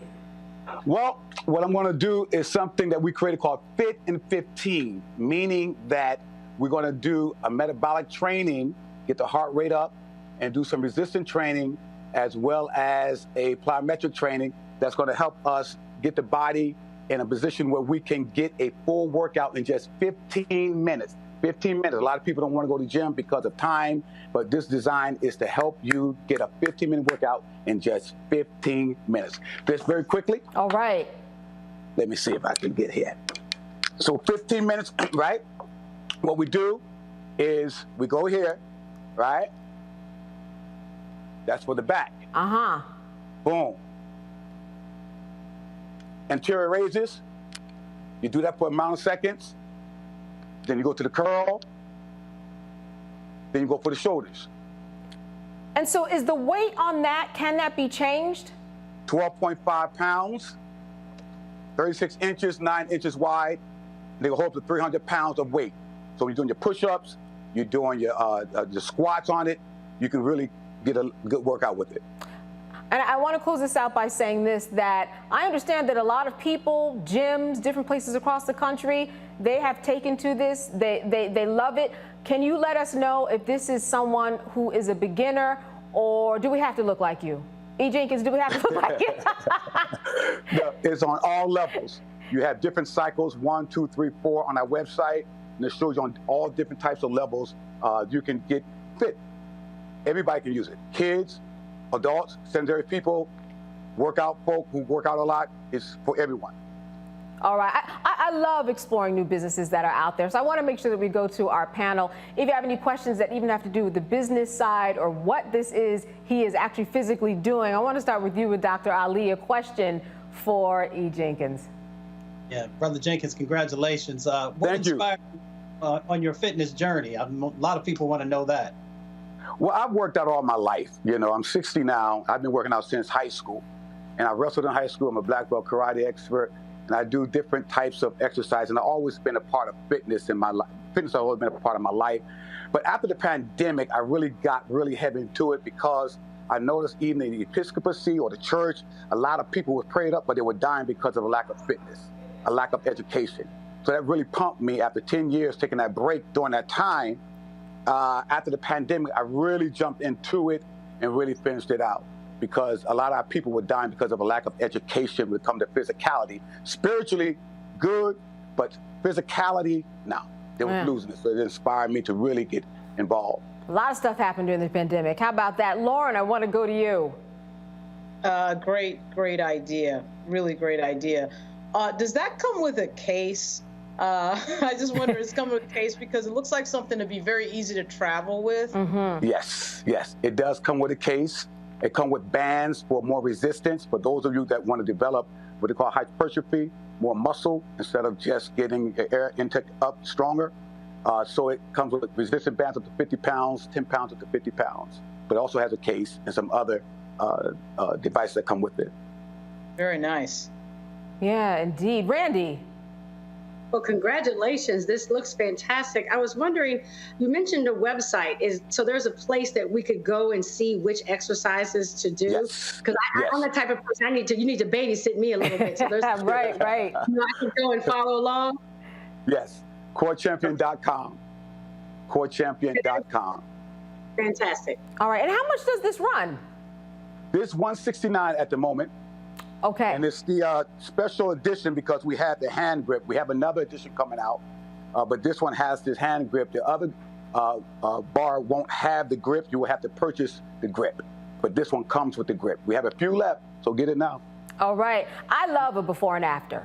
So I want to ask you about the people that you've worked with and what you have seen their journey come out to in terms of, is this something that's going to help you lose 10 pounds in a month, or do you have different types of threshold that you use in order to explain this? In all honesty, I tried it on myself first. And I do understand that some people have different body types, but overall, if you apply 15 minutes worth of workout a day with this, I was at 225, I'm 214 now, at a body percent of 13% body fat when I was 90%. And I did this for 30 days, consistently every day for 15 minutes, and it works. And I'm 60. Now, you know that the Black community and America, but we'll talk about the Black community, we've got an obesity problem, right? And I'm sure that that was probably something that compelled you to get to this. I also understand that you're a pastor. Yes, ma'am. All right, so look, got to add a little Jesus too, that doesn't hurt, right? But when you look at your community, when you look at your congregation, what is it that spoke to you also that I'm sure motivated you to create this? Because so many people are overweight. That's the society that we live in. Mm-hmm. Too many people were dying. I was burying too many people from a lack of understanding. And I recognized that over the years, I helped build the spiritual body, or the body of Christ. And so in this season, I decided to build a physicality where Christ lives, the body itself. And a lot of us, we have church, but the real church in us is dying, the body. And so that's the reason I decided to just really focus in on this. And it's been very rewarding seeing so many in my church. We even have a gym in our church so that people can get themselves in a place of being comfortable. That's a spectacular idea, that people can go to church, worship, and then also maintain their temples in a different way, spiritually and then physically, and have a gym in the church. That is a very novel idea. What would you say you want this to do for your community? Because again, there's a spiritual journey, there's a physical journey. What's your hope for this particular dream of yours that has come into fruition? That we become knowledgeable of who we are and how important health is. Health is wealth. You can have all the money in the world, but if you don't have your health, you have very little to work with. And it doesn't, for me, life is more than just having stuff. And then also I'm concerned about us being concerned about our children, our families. Yes. That if something goes wrong with us, how it's going to impede their lives to take care of us as we get older. So my goal is to really focus in on not just now, but the generations to come, to have a fair shot in life, and not just focus on us as we get older and start deteriorating. You know, we can sustain even more as we get older. All right, and we've been them as they get older. We've been talking about that theme all throughout the show in terms of teaching them young so that they teach the next generations after us, and it continues and it continues. I want to thank you quickly, your website again, and you said this was $169. What's that website? CoreChampion.com. All right, CoreChampion.com. I thank you so much. Thank you so much for sharing your business journey. All right. I also want to thank our guests today. We've got Dr. Ali and Lauren and Randy. Always good talking with you. I'm Candace Kelly, and I want to thank Roland for allowing me to sit in. It's been a good time these 2 days, and I hope that you guys have a wonderful evening. You've been watching Roland Martin Unfiltered. See you next time. Holla!